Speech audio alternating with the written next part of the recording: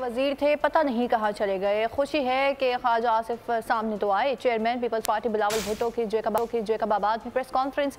کہا سارا بوجھ شریف خاندان کو نہیں اٹھانا چاہیے. میاں صاحب خوش آمدید کے بینرز تو لگنے چاہیے.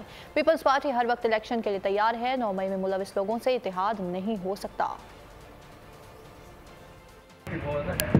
کہ آج خواجہ آصف صاحب جو ہے وہ نظر آیا, پریس کانفرنس کیا. مزید ایکٹیویٹی ہونا چاہیے. جو باقی ہمارا کالیگس ہے, مجھے نہیں معلوم کہ وہ کہاں غائب ہو. جو ہمارے ساتھ وزیر, جو مسلم لیگ نواز کے وزیر, مجھے تو نظر نہیں آتے.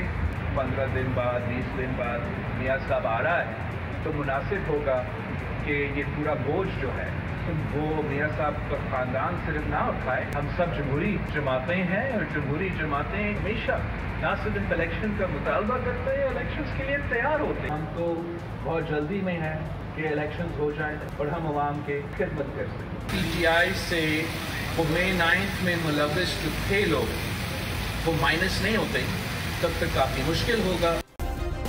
سبسکرائب کریں اور بیل دبائیں تاکہ کوئی خبر رہ نہ جائے.